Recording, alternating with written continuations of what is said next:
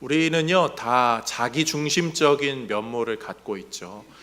어린 아이들도 다 내꺼 하는 말 많이 하잖아요. 이 자기 중심적인 면모거든요. 그래서 이게 좋기도 하고 좀 나쁘기도 합니다. 좀 안 좋은 거는 그런 거예요.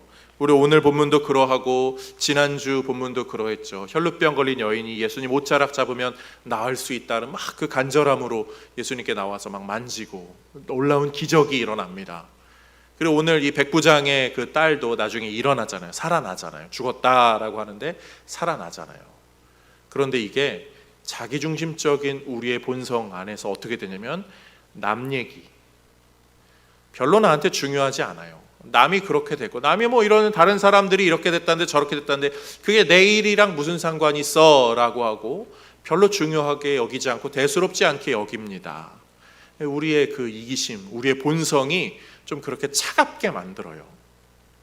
그런데 이 자기중심적인 면모가 또 그렇게 나쁜 것만 아니고 도움이 되는 영역도 있습니다. 이 혈루병 걸린 여인을 생각해 보세요. 원래 부정해서 사람들 틈바구니로 들어가면 안 되는데 일단 내가 살아야 되겠으니까 내 일이니까 돌진한 거죠. 오늘 이 회당장 야이로도요, 내 딸이 아프다는데 다른 만사 다 제쳐놓고 원래 이 정결함과 거룩함을 추구하는 회당장 정도 되면 가는 곳, 하는 일, 먹는 것, 마시는 것, 만지는 것 다 관리해야 되는데 그런 거 없어요. 일단 예수님한테 찾아가는 거예요. 내 일이라고 생각되니까요. 우리 그렇잖아요. 다른 사람들 이름 별로 신경 안 써도요, 내 일이라고 긴급하게 여겨지면 만사 다 제쳐둡니다. 막 도로 한복판에서도 내려서 막 뭐 이렇게도 하고 막 그러잖아요. 저는 이 예배가 좀 그랬으면 좋겠어요. 또 그런 매개체가 되면 좋겠어요. 지금은 남 이야기 같고 저 사람은 저렇게 은혜 받네, 뭐가 그렇게 간절해, 뭘 저렇게 눈물을 흘리면서까지 기도하고 뭘 저렇게 열심히 듣고 있어 라고 생각할지 모르는 이 예배가 우리 인생의 어느 순간에는 내 인생에 정말 하나님이 필요하다, 나는 예수님을 붙잡아야겠다라는 마음으로 변화되면서 그 매개체로 하나님, 내가 그때 들었던 말씀, 나도 그 여인처럼 그 회당장처럼 내 인생에 예수님을 만나야겠습니다. 그 자기중심적인 부분과 연결지어져서 우리의 인생이, 우리의 신앙이 주님을 깊이 만나고 주님의 그 깊은 관계 속으로 맺어지는 은혜 역사가 우리 모든 성도님들과 우리의 가정들, 특별히 자녀들, 우리 다음 세대들에게 있기를 주님의 이름으로 축복드립니다. 오늘 말씀은 우리가 잘 아는 말씀이죠. 여러 번 들은 말씀, 그 예수님의 옷자락을 붙잡았던 여인으로 말미암아 지체되었던 회당장 야이로, 그의 딸이 죽어가는 그 이야기. 그런데 그래서 결국은 예수님과 동행하여 가는 중에 사람이 와서 당신의 딸이 죽었습니다, 더 이상 이 예수님을 괴롭게 하지 마세요, 불편하게 만들지 마세요, 갈 필요 없습니다 라고 말하는데 예수님이 같이 동행해 주시고, 그리고 그 딸을 달리다굼, 소녀에 일어나라 하면서 살렸던 이야기, 우리 여러 번 들었던 말씀입니다. 오늘 이 말씀을 우리가 좀 나눌 때에 성령께서 깨닫게 하셔서 깊은 지혜를 알게 하시고 우리의 인생이 결국은 더 예수님을 붙잡는 인생으로 나아가야겠다 다짐하는 계기가 되게 하시고, 또 은혜 주셔서 우리의 삶에 하나님에 대한 응답으로 채워지는 역사가 우리 모두에게 있기를 주님의 이름으로 축복드립니다. 우리 그 마음으로 세 가지 내용으로 오늘 말씀의 교훈을 살펴보려 합니다. 첫 번째로요, 성도는 운을 따르는 것이 아니라 주님을 따를 줄 알아야 됩니다. 우리의 삶에 운을 따르고 추구하는 그것이 아니라 주님을 따르는 마음이 늘 가득 채워져야 하겠죠. 오늘 본문의 이 회당장이야말로 정말 운이 없는 사람이다라고 여겨질 만한 일이 벌어진 거죠.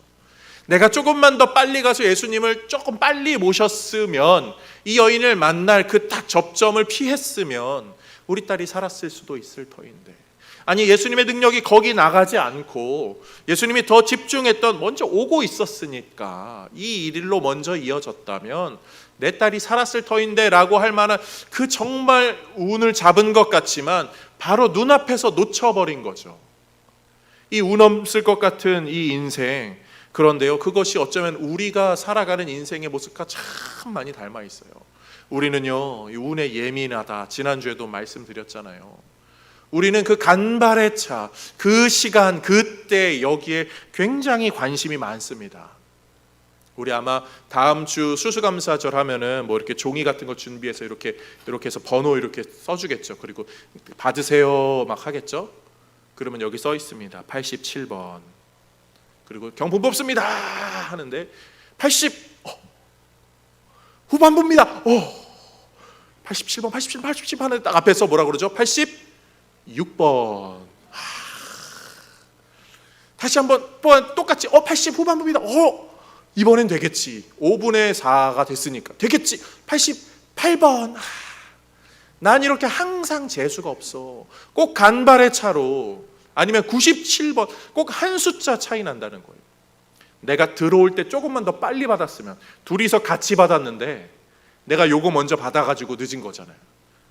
아니면 아예 먼저 아싸리 더 늦게 오든지. 근데 우리는 그런 거에 굉장히 예민하거든요. 우리 민족성이 그렇습니다. 사실 우리는 이 운, 뭐 이런 거에 되게 좋아해요. 주말만 되면 복권집 앞에 막 그 줄 서 있는 거 보시잖아요. 우리나라 그 무속인 숫자 연구한 거 있거든요. 얼마나 되는지 아세요? 80만 명입니다. 80만 명. 무속인 숫자. 우리나라 지금 남동구 인구가요 47만 명 정도 되거든요. 규모가 어마어마한 거예요. 우리나라에 있는 모든 교단들을 다 통합해가지고 목사님들 숫자 하면 얼마나 될까요? 그것도 생각보다 많은데요. 10만 명이에요. 10만 명. 근데 무속인 숫자가 80만입니다. 대단한 거죠. 우리 막 동네 가면은 이 교회는 많이 보이고 오히려 그런 무슨 이렇게 뭐 사주 팔자 이런 거는 적게 보이는 것 같지만 실제로는 훨씬 많다는 거예요. 그만큼 우리나라 사람들이 이거를 좋아해요. 뭐 유튜브 채널에도 뭐 타로, 점, 사주 이런 거 굉장히 좋아합니다. 우리는 운에 예민해요. 그래서 그 간발의 차, 그 인생의 그때, 손이 있는 날 없는 날 이런 것을 잡고 싶고 갖고 싶어 하죠. 그런데요, 사실 오늘 본문이 가르치는 건요, 우리 인생의 키는 그런 운빨에 달려있는 것이 아니라 우리 인생의 진짜 중요한 키는 예수님께 달려있다는 거죠. 보세요, 예수님은요 다 아셔요. 오늘 사건이 지체됐습니다.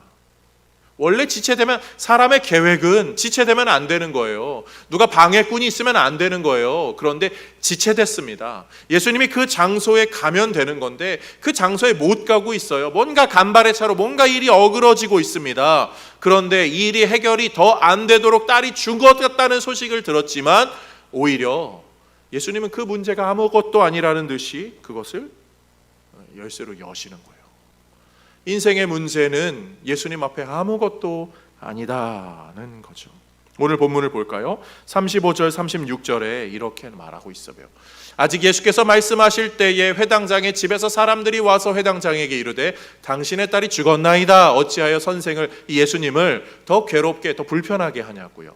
그러자 36절에 예수께서 그 하는 말을 곁에서 들으시고 라고 말해요. 곁에서 듣는 거, 옆에 서서 듣는다는 그런 현장에 대한 그냥 표현일 수도 있지만 이 헬라어 말에는 이 그런 조사가 그리고 이렇게 앞에 좀 붙어요.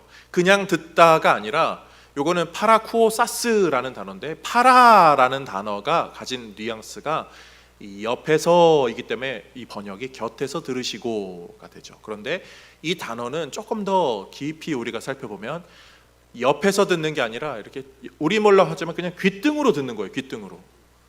이게 뭘 말하냐면 예수님이 딸이 죽었다라고 하는 그 엄청난 소식을 별로 중요하지 않게, 대수롭지 않게 들으신다는 거죠. 사람들은 더 이상 선생님을 괴롭게 하지 말라고, 예수님 데려가지 말라고, 그럴 필요 없다라고 말하는데 예수님은 그런 거 상관없어, 그거 별로 중요하지 않아 라고 하시면서 그걸 그 옆에서 듣고 계시는 거죠. 사랑하는 성도님들, 우리는 그러잖아요. 열심히 하고 최선을 다하고 하늘에 맡기자 이러는데 성경은 그게 아니라 그 모든 것의 주관자 되신 하나님께 맡기라는 거예요. 그리고 그 문제는 하나님 앞에는 별게 아니라고요. 우리 잘 아는 성경 구절 있잖아요. 잠언 16장 9절 말씀 함께 봅니다. 사람이 마음으로 자기의 길을 계획할지라도 그의 걸음을 인도하시는 이는 여호와시니라. 아멘. 운이 아무리 없다 한들 하나님께서 인도하시는 인생은 하나님이 정한 길로 가게 됩니다. 운이 아무리 좋다 한들 그 인생에 하나님이 없으면 어떻게 될지 우리는 다 알잖아요. 주님이 다시 오시는 그 순간 그 인생이 운이 많았다는 것을 자랑할 수 있을까요? 운이 아무리 많았다 한들 예수가 없기 때문에 인생에 키가 없어서 그 문에 들어갈 수 없어 그때는 두드려도 늦는 거잖아요. 우리는요, 운을 따르는 것이 아니라 주님을 따르는 인생임을 기억하시기를 간절히 소망합니다.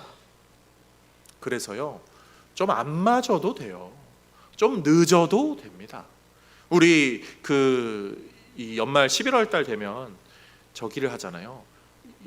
꽃향기 예물 복음의 씨앗 그 이름 적어서 내가 내년도 뭐 몇 월 몇째 주에 이렇게 뭐 섬겨야지, 그런 게 있거든요.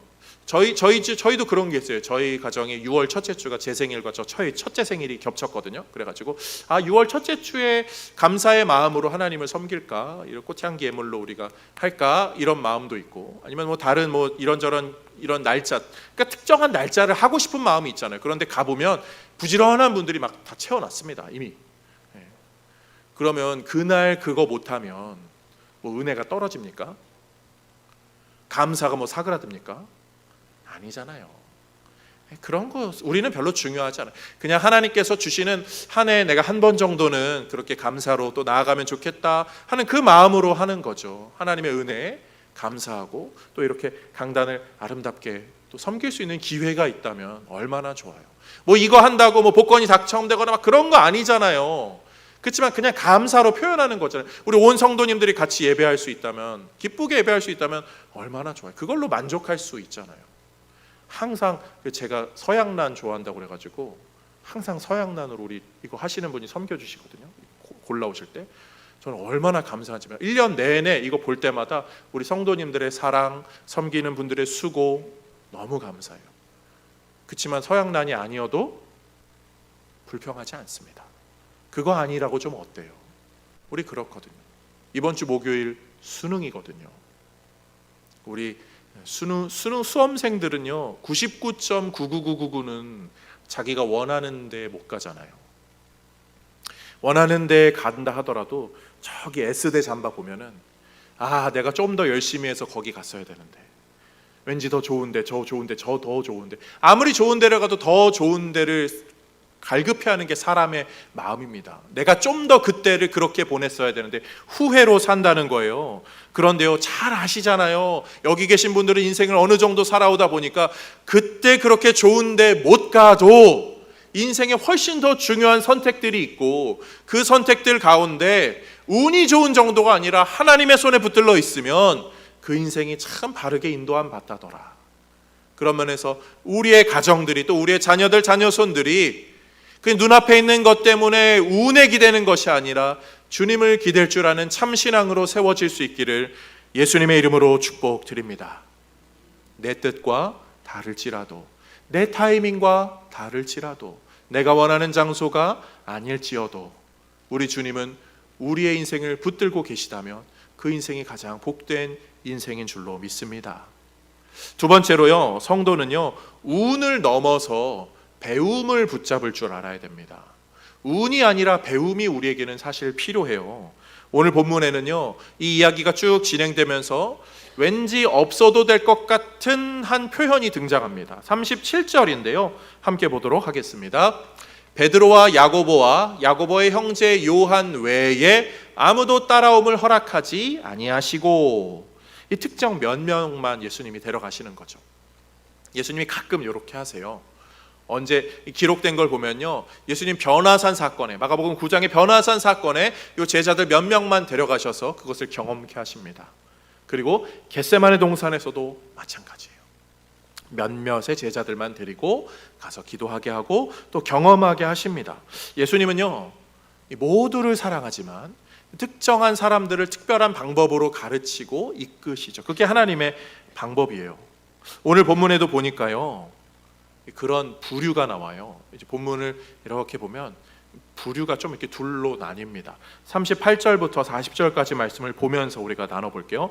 회당장의 집에 함께 가사 떠드는 사람들이 있었어요. 사람들이 울며 심히 통곡함을 보시고, 그런 막 통곡하는 사람들이 있었습니다. 그리고 예수님이 떠들며 우느냐, 아이가 죽는 것이 아니라 잔다라고 말하자 40절, 그들이 비웃더라. 요 비웃는 사람들, 떠들고 통곡하고 이런 사람들이 있는가 하면 예수께서 그들을 다 내보내신 후에 보여주세요. 40절 말씀, 아이의 부모와 또 자기와 함께한 제자들, 그들만 데리고 아이 있는 곳에 들어가서 아이를 깨우는 거죠. 달리다굼 하면서 아이를 일으키는 거죠. 지금 예수님은요, 요 특정 사람들만 특별한 은혜를 경험하게 하시는 거예요. 그리고 그것을 모르는 사람들, 그것을 비아냥거리는 사람들, 비웃는 사람들, 그냥 뭐 장례를 치르고 있는 그 사람들은 결코 경험할 수 없는, 알 수 없고 볼 수 없는 그것을 이 사람들로 하여금 보고 겪게 하시는 거죠. 이게 하나님이 성도를 키우시는 방법이거든요. 세상 사람들은 운을 추구하지만요, 운이 아니라 그들은 냉철한 현실주의자들입니다. 운이 잘 풀려가지고 현실에 눈에 보이는 뭐가 잘 됐으면 좋겠어요. 그렇지만 그게 안 되면 막 통곡하고 슬퍼하고 울고 뭐 장례 뭐 이렇게 하는 거예요. 그런데 믿음의 사람은 눈에 보이는 건 이미 딸이 죽었어요. 그 사람들은 소리치고 뭐 이것저것 하고 있습니다. 그렇지만 믿음의 사람들은 믿음의 눈으로 보는 거죠. 예수님과 함께 믿음의 눈으로 보면 주님이 그 죽은 딸을 살리시는 은혜를 보게 됩니다. 우리는 그런 신앙생활을 하는 거예요. 믿음의 눈으로 살기 때문에 세상 사람들이 우리를 비아냥거리고 우리에게 뭐라 말하고 눈에 보이는 현상은 별로 안 좋은 일만 벌어지는 것 같지만, 이게 하나님이 나를 가르치는 특별한 방법이라면 이것을 통해서 하나님이 나를 어떻게 배우게 하실까? 이 마음으로 우리가 돌이켜진다면 우리는 거기서 은혜를 발견하죠. 하나님은 모든 사람을 사랑하지만 모든 사람을 다 똑같은 방법으로 사랑하지 않으세요. 온 우주의 창조주이신 하나님께서 각 사람의 인생의 성격이 다르고 인생에 경험하는 일이 다르고 지문이 다르고 홍채가 다르고 다 다른 것처럼 우리 인생들 각각의 다 다른 배움으로 우리를 이끄셔요. 그래서 때로는 여기로, 때로는 저기로, 때로는 잘되게, 때로는 어렵게, 힘들게. 우리에게 그때 필요한 건 뭐죠? 믿음의 눈을 들어서 주님을 보는 거예요. 나를 무엇을 가르치시려고, 나에게 어떤 일을 하게 하시려고, 그러나 우리는 그 마음으로 살아갑니다. 그 순간순간이 하나님이 나를 향한 테스트다, 시련이다 생각하면 이것이 감당할 수 없을 것 같지만 감당하게 되고요, 때로는 그 안에서 기쁨을 발견하게 되고, 그리고 사람들이 비웃는다 할지라도 전혀 개의치 않아요. 눈에 보이는 현실이 막막할지라도 그것이 나에게는 더 이상 어려움이 아니죠. 우리는 그렇게 배우는 사람들입니다. 배우는 사람들을 뭐라고 말하죠? 제자라고 말하잖아요. 스승에게 배우는 사람들. 우리 그리스도의 제자 아닙니까? 예수님은요, 제자들이 그렇게 배우기를, 무리들이, 사람들이 예수님을 보고 그 가르침을 듣고 배우기를 원하셨습니다.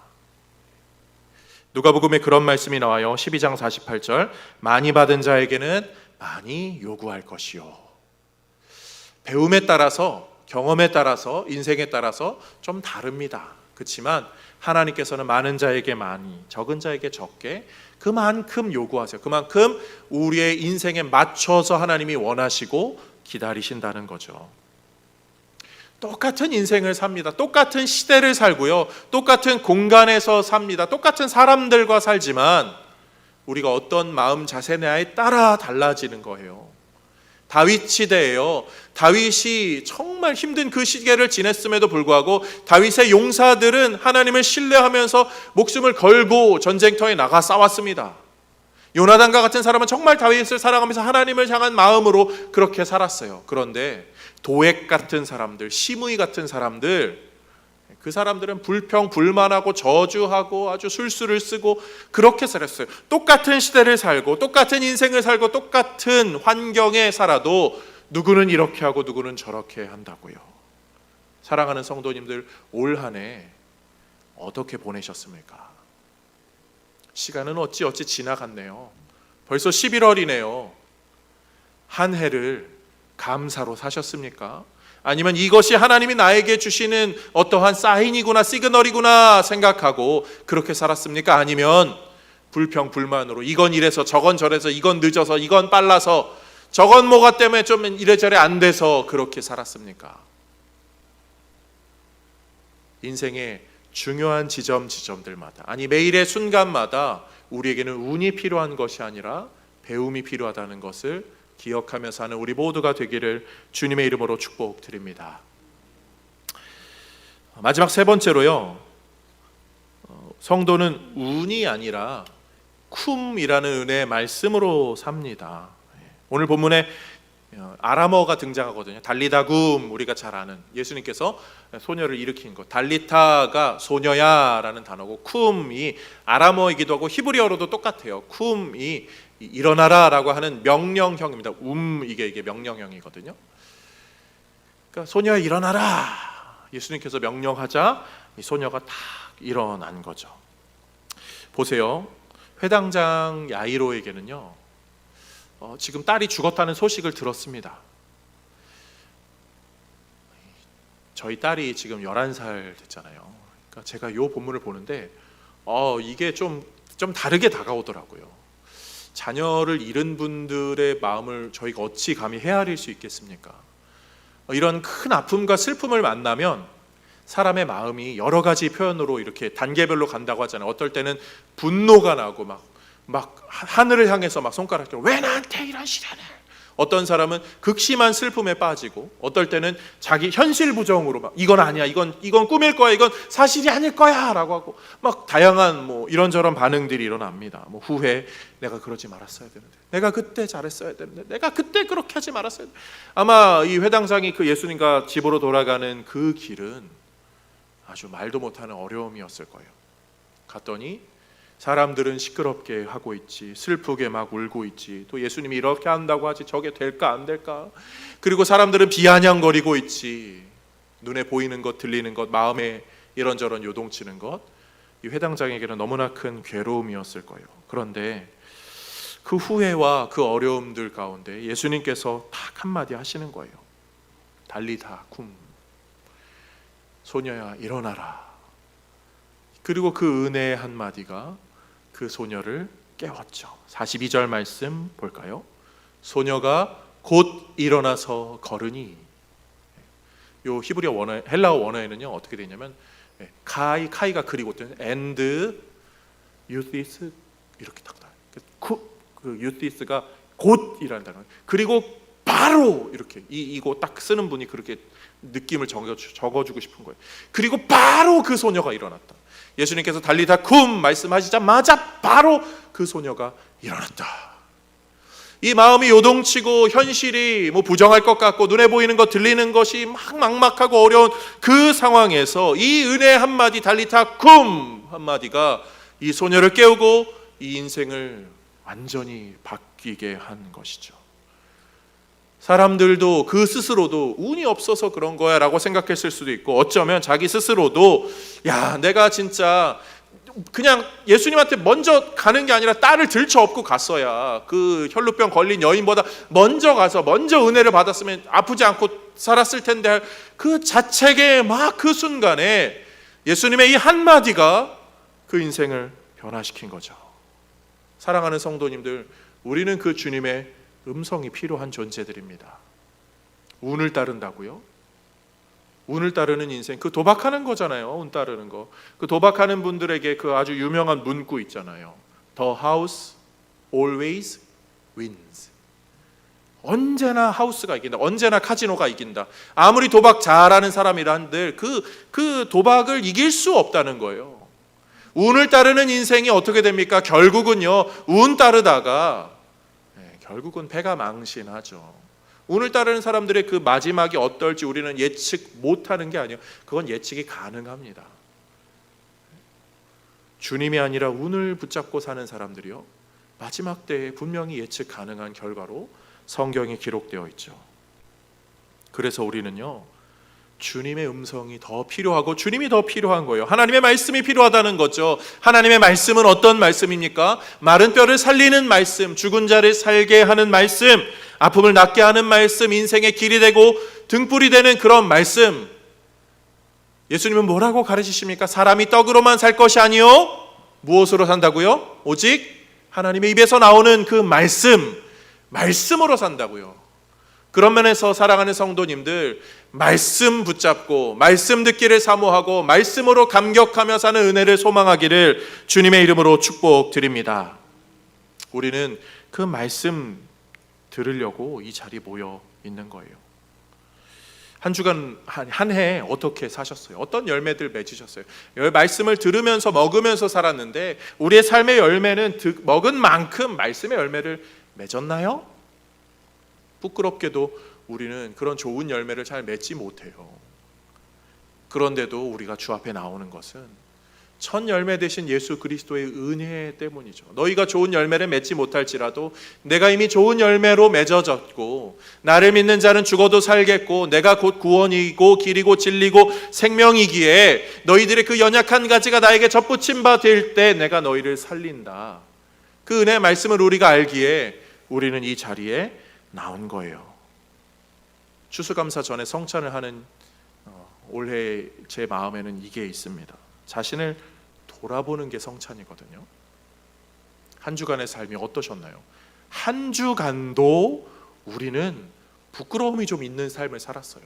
한 해는 이루 말할 수 없죠. 그렇지만 주님은요, 그런 우리에게 나를 기념하라, 나를 기억해라, 늘 나를 기억해라 라고 하는 성찬의 예식을 우리에게 선물로 주셨어요. 종교개혁자들은 이 카톨릭의 구교의 악한 그리고 불필요한 악습들을 끊어내면서 두 가지 남겼거든요. 하나는 말씀이고 하나는 성례입니다. 말씀은요, 우리를 진리로 이끄는 도구예요. 우리는 말씀을 통해 진리 대신 예수께로 나아가는 거죠. 그리고 성례는요, 말씀으로 진리로 나아온 자들이 말씀의 보호함을 받는 그 은혜의 혜택을 누리는 장치가 이 성례입니다. 사랑하는 성도님들, 예수님은 오늘도 우리를 향해 말씀하시는 거예요. 쿰, 일어나라. 죽어있는 영혼아, 잠자는 영혼아, 한 해 동안에 그 썩은 열매 맺은 영혼아, 쿰, 일어나라. 일어나서 이제 새 인생 살아라. 내가 살려주는 그 인생을 살아가라. 오늘도 주님은 우리를 그렇게 부르시는 거예요. 오늘 성찬으로 나아가시면서 주님, 제가 주님의 음성이 너무 필요합니다. 이 썩어져가는 육체, 이 인생을 하나님의 음성으로 새로운 인생 되게 하여 주옵소서. 그 간절한 마음으로 주님을 붙잡기 원한다고 고백하고 또 고백하며 운이 아니라 주님이여, 운이 아니라 배움이여, 운이 아니라 쿰이라는 말씀이여, 나에게 그 은혜를 허락하여 주옵소서. 그 소망으로 나아가는 우리 모두가 되기를 우리의 구원의 주인이신 예수님의 이름으로 축복드립니다.